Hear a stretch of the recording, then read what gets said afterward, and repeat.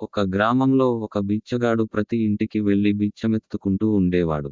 ఒకరోజు ఒక ఇంటి వద్ద భవతి భిక్షాం దేహి మాతా అన్నపూర్ణేశ్వరి అని అడిగాడు. ఆ ఇంటి యజమాని పండితుడు. అతను అరుగుమీద కూర్చుని పారాయణ చేసుకుంటూ ఉన్నాడు. ఆ ఇల్లాలికి వినిపించలేదేమో అని బిచ్చగాడు గట్టిగా మళ్ళీ భవతి భిక్షాం దేహి మాతా అన్నపూర్ణేశ్వరి అని అన్నాడు. పండితుడికి కోపం వచ్చింది. నేనిక్కడి ఉంటుండగా నాతో మాట్లాడకుండా నాకు చెప్పకుండా ఇంత నేను సంపాదిస్తుంటే ఆమెను పిలిచి బిచ్చం అడుగుతాడా? వీటికి తగిన శాస్తి చేస్తాను అని అనుకుని వెంటనే ఏమే 3 జన్మల ముష్టివాడు వచ్చాడు బిచ్చం వెయ్యి అని గట్టిగా అరిచాడు. ఆ గొంతు పోల్చుకున్న ఆమె భర్తకి కోపం వచ్చిందని గ్రహించి వెంటనే బియ్యం తీసుకొచ్చి బిచ్చగాడి పాత్రలో వేసి ఆవిడ వెంటనే లోపలకు వెళ్ళిపోయింది. కానీ బిచ్చగాడు మాత్రం కదల్లేదు. అతని చేతిలో కర్ర కూడా ఉంది. అప్పుడు పండితుడికి అనుమానం అలజడి మొదలయింది. అకారణంగా నేను అన్న మాటలు వీడికి బాధ కలిగించాయి. వీడిప్పుడు ఏం చేస్తాడు? తిడతాడా లేదా ఇంకా ఏం చేస్తాడా అని లోలోపల బాధపడుతూ చూస్తున్నాడు. ఇంతలో బిచ్చగాడు ఏమండీ అని పిలిచాడు. ఆ అంటూ చిన్న అహంకారాన్ని ప్రదర్శించాడు పండితుడు. ఏం లేదు, మీరు నన్ను 3 జన్మలు ముష్టి వాడన్నారు, అది ఎలాగా అన్నాడు. అదా, దానికే ఉంది. తెలుసుకోవాలనుకుంటున్నావా? అయితే ఇలా కూచో అన్నాడు. ఫవాలేదు, చెప్పండి, నిలబడతాను అన్నాడు. శ్లోకం అదత్త దానాచ్చ భవేత్ దరిద్ర దరిద్ర దానాచ్చ కరోతి పాపం పాప ప్రభావాత్ పునర్దరిద్ర పునర్దరిద్ర పునరేవ పాపి అని శ్లోకం చదివాడు. వెంటనే బిచ్చగాడు, అయ్యా, మీరు చదివిన శ్లోకానికి అర్థం నాకు తెలియదు. నాకు అర్థమయ్యేటట్లు మాటల్లో చెప్పండి అన్నాడు. నువ్వు గత జన్మలో ఎవరికీ ఏమీ ఇవ్వలేదు. అంటే 2 కారణాలు. నీకు లేకపోయి ఉండొచ్చు. ఉండి కూడా దానం చేయకపోయుండొచ్చు. లేకపోతే గత జన్మలో నువ్వు ముష్టి వాడివి కాబట్టి ఆ ఫలితంగా నువ్వు ఈ జన్మలో కూడా ముష్టివాడుగా అయిపోయావు. అంటే 2 జన్మలు ముష్టివాడివి. అర్థమైంది, మరి చెప్పొద్దన్నాడు బిచ్చగాడు. ఎందుకు? ఈ జన్మలో కూడా ఇవ్వడానికి నా దగ్గర ఏమీ లేదు కాబట్టి వచ్చే జన్మ కూడా అని గొనుక్కుంటూ వెళ్ళిపోయాడు. మర్నాడు అదే సమయానికి ఆ బిచ్చగాడు పండితుని ఎదురుగా నిలబడి, ఇందులోంచి బయటపడే మార్గం ఏమీ లేదా? నేనిలాగే జన్మజన్మలకు బిచ్చగాడిగానే ఉండిపోవాలా అని అడిగాడు. జ్ఞానం, సమయం, వ్యక్తిత్వ విలువలు తెలిసిన పండితుడు ఇలా కూచో అన్నాడు. పెద్దవారి మీ దగ్గర నేను కూర్చోవడం అన్నాడు. పర్వాలేదు, కూచో. జిజ్ఞాసా పరులకు శాస్త్రం చెప్పొచ్చు, చెప్పాలి కూడా, అందుకే ఈ శాస్త్రాలన్నీ అన్నాడు. కూర్చున్నాడు బిచ్చగాడు. ఇప్పుటికైనా దానం చేయడం మొదలుపెట్టాలి అన్నాడు పండితుడు. నేను దానం ఎలా చేస్తాను? నా దగ్గర ఏముంది గనుక అన్నాడు యాచకుడు. అన్నీ ఉన్నాయి, లేకపోవడమనేది లేదు. నీలో దానగుణం ఉంటే చాలు. నీ దగ్గర ఉన్నదే దానం చెయ్. ఈ రోజు నుంచి నీ కడుపుకి ఎంత కావాలో అంత మాత్రమే బిచ్చమెత్తుకుని అందులో సగం దానం చేస్తుండు. తనకు అవసరమున్నా సరే అందులోంచి మిగిల్చి ఇవ్వడమే దానం తాలూకు ముఖ్యోద్దేశ్యం. తను వాడుకోగా మిగిలినది ఇవ్వడం కాదు అన్నాడు. బిచ్చగాడికి విషయానికి అర్థమైంది. వెంటనే ఆ రోజు నుంచి ఓ నియమం పెట్టుకున్నాడు. తనకి ఎంత అవసరమో అంతే అడుక్కుని అందులోంచి సగం దానం చేయాలి. ఇది ఎలా తెలుస్తుంది? దాని కోసం తన చేతిని భిక్షాపాత్రగా చేసుకుని అందులో పట్టినంత మాత్రం తీసుకుంటూ అందులో సగం దానం చేస్తూ సగం మాత్రమే తిన్నాడు. దాంతో బిచ్చగాడికి బిచ్చమెత్తుకునే ఇళ్ల సంఖ్య తగ్గిపోయింది. ఇంటింటికి తిరిగే కాలం కూడా తగ్గిపోయింది. అతనికి ఒక గుర్తింపు లాంటిది వచ్చింది. కొద్ది రోజుల్లోనే ఇతను ఎవరి దగ్గర పడితే వారి దగ్గర బిచ్చమెత్తుకోడు. ఇతను మన ఇంటికొస్తే ఈ రోజు బాగుండు అనేటటువంటి భావాలు జనాల్లో కూడా వచ్చాయి. అంతేకాదు, మొన్న వాళ్ళింటికెళ్ళాడు, నిన్న వీళ్ళింటికి వచ్చాడు, ఇవాళ మనింటికి తప్పకుండా వస్తాడని వాళ్ళు ఆ బిచ్చగాడి కోసం మరికొంచెం పవిత్రంగా ఇవ్వాల్సిన పదార్థాల్ని సిద్ధం చేసేవాళ్ళు. అందరికీ ఇచ్చే బిచ్చం కంటే ఇతనికి వేసే బిచ్చం చాలా ప్రశస్తంగా ఉండేది. సాత్వికంగా ఉండేది. మంచి ఆహారం లభించేది. పుచ్చుకున్న దాంట్లో ఇతడు దానం చేయడం అందరూ చూశారు. అతనిలో ఏదో గొప్పతనం ఉందని చెప్పి 10 మంది బిచ్చగాళ్ళు చుట్టూ చేరి నువ్వే మా గురువన్నారు. ఇతడికది అంగీకారం లేదు. ఇదే నియమం పెట్టుకుని నేనెందుకు కాశీ వెళ్ళిపోకూడదు అని అనిపించింది. బయలుదేరాడు. వెడుతున్నప్పుడు కూడా ఇదే నియమాన్ని పాటించాడు. తన చేతుల్లో ఎంత పడితే అంత ఆహారం తీసుకోవడం, అందులోనున్న సగం దానం చేయడం, మిగిలినదే తినడం. అంటే అర్ధాకలి తన ఆకలి కడుపుని భగవదర్పణంగా జీవనం సాగిస్తున్నాడు. మొత్తం మీద కాశీ పట్టణాన్ని చేరాడు. అతను ఇదే నియమాన్ని అక్కడ కూడా పాటిస్తూ ఓ చెట్టు కింది ఎక్కువసేపు కూచునేవాడు. అతడు అందరిలాగా ఒక అరగంట కూర్చుని ఏదో వస్తే తీసుకుని వెళ్ళిపోవడమనే ప్రసక్తి లేదు. లేదా సాయం చేయాలని, ధర్మం చేయండి అనో మిగతా యాచకులు చెప్పేటటువంటి మాటలు కూడా అతని నోట ఎప్పుడూ వినిపించేవి కాదు. ఎప్పుడూ ఏదో ఒక ధ్యానంలో ఉంటూ ఉండేవారు. అతని దగ్గర పడిన డబ్బులు లేదా బియ్యం ఇవన్నీ కూడా అతను వెళ్ళాక ఎవరో తీసుకునే వాళ్లే తప్ప అతడు ఏనాడు అవి ఆశించలేదు. ఇలా కొన్నాళ్లు గడిచేసరికల్లా అతని మీద 10 మంది దృష్టి పడింది. అతనొక సాధకుడని, కారణ జన్ముడని, అతనికి ఏం చేసినా మంచి జరుగుతుంది అని చెప్పి అతని పేరుతో ఒక వేద పాఠశాల, ఒక సత్రం కూడా నిర్మించారు. ఆ సత్రం పేరు కరపాత్ర సత్రము. అతని పేరును కరపాత్ర స్వామీజీ అని ప్రజలే ఆ పేరు పెట్టారు.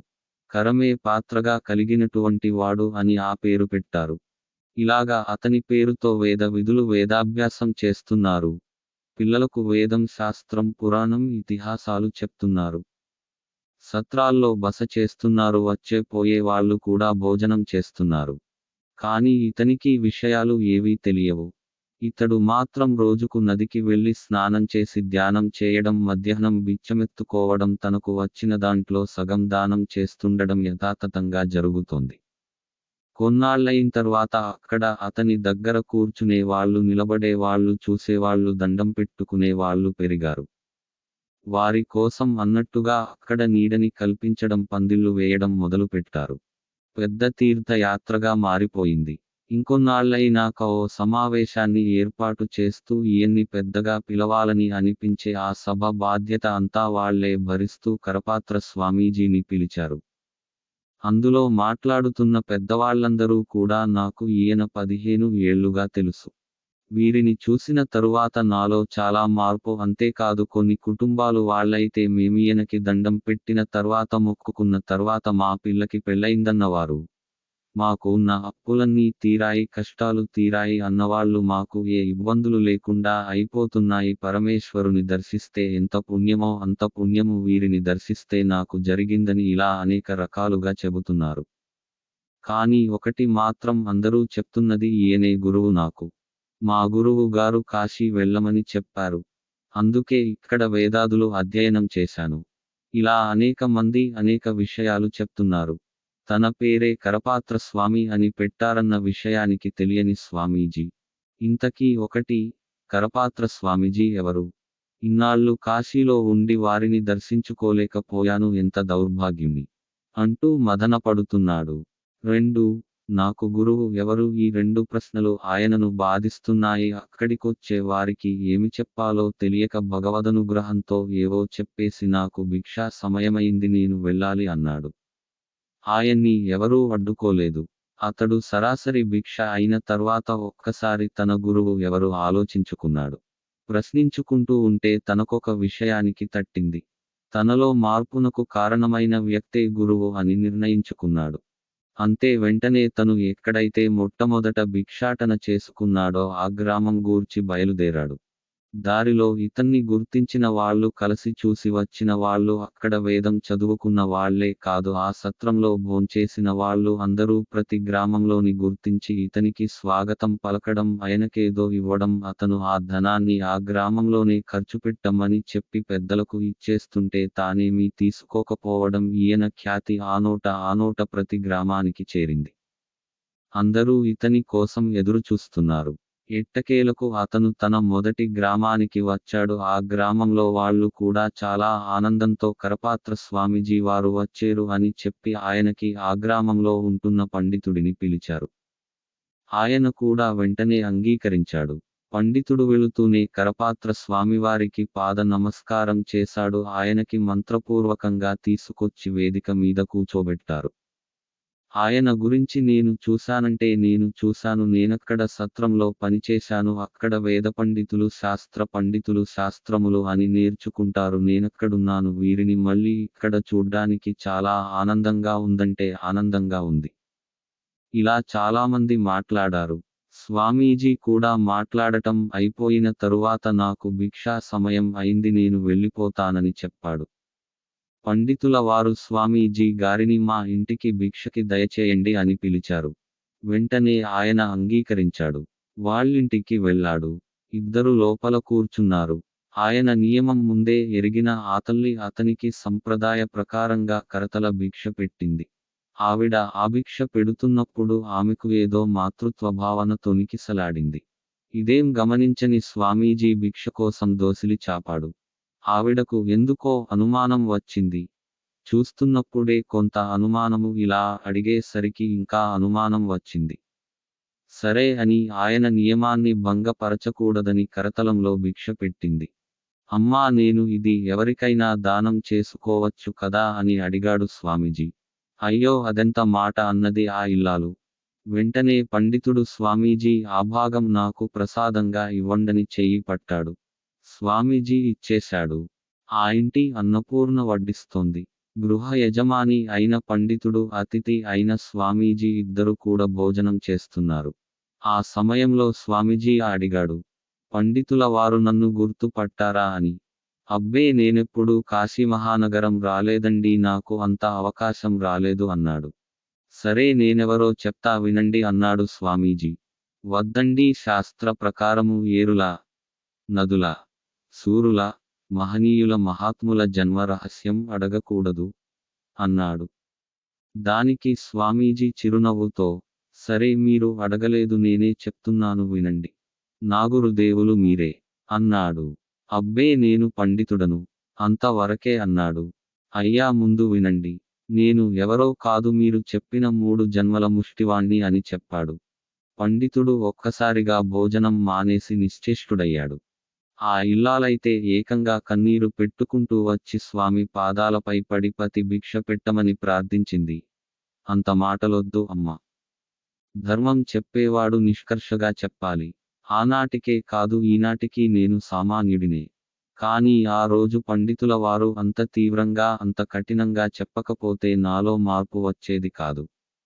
నేను ఈనాడు ఈ స్థితికి వచ్చేవాణ్ణి కాదు. అంచేత మీరే నాగురువు అంటూ నమస్కరించారు స్వామీజీ. లేదు లేదు, మీరే నాకు జ్ఞానోపదేశం చేశారు. నేను మహా అహంకారిని, పండితుడనని చాలా గర్వం ఉండేది నాకు. నా గర్వాన్ని పోగొట్టారు కాబట్టి మీరే నాకు గురువు అన్నాడు పండితుడు. అహంకారాలు పోయాయి గనక ఇద్దరి భావాలు ఒకటయ్యాయి. ఇద్దరూ హాయిగా పరమానందానుభూతిని పొందారు. బెనారస్ యూనివర్సిటీ, కాశీ విశ్వవిద్యాలయం లో ఇప్పటికీ ఈ కరపాత్ర స్వామీజీ పేరుతో అవార్డు ఇస్తున్నారు.